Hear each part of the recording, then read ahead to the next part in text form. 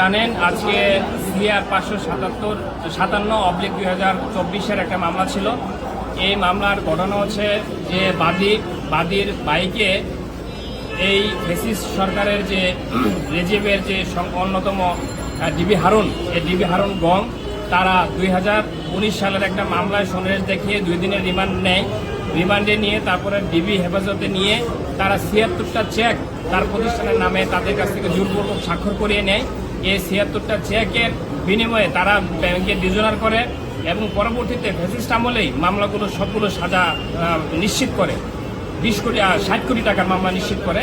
এর পরবর্তীতে 5ই আগস্টের আগে আর কিছু করা সম্ভব হয়নি। 5ই আগস্টের পরে আমাদের যে বাদী আরিফুর রহমান উনি বাদী হয়ে একটা সিআর মামলা দায়ের করে বিজ্ঞ সিএমএম আদালতে।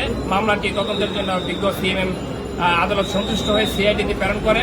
সিআইডি এটা তদন্ত দেয়।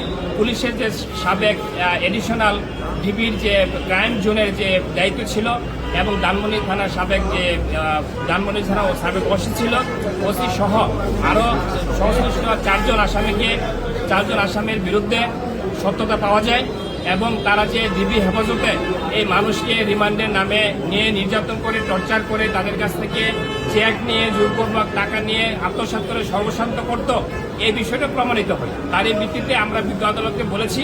আজকে বিজ্ঞ MM 9 নং আদালত শুনানি ছিল। আদালত সন্তুষ্ট হয়ে তাদের সকল আসামির বিরুদ্ধে কগনিজেন্স নিয়ে সকলের বিরুদ্ধে সমন জারি করেছে। আসামি হচ্ছে পুলিশের সাবেক অ্যাসিস্ট্যান্ট কমিশনার ছিল নাজমুল হক এবং ধানমন্ডি থানার সাবেক ওসি এবং পাবলিক 2 জন। তারা একটা সিন্ডিকেট ডিবি কার্যালয়ে মানুষকে নিয়ে আপনার রিমান্ডের নামে হয়রানি করে টাকা পয়সা না থাকলে চেক নিয়ে হয়রানি করে সর্বশান্ত করে ফেলত। এটা 76টা চেক নিয়েছে, 60 কোটি টাকার মামলার রায় করিয়েছে। যে মামলাগুলো পরবর্তীতে আমরা আপিল করেছি।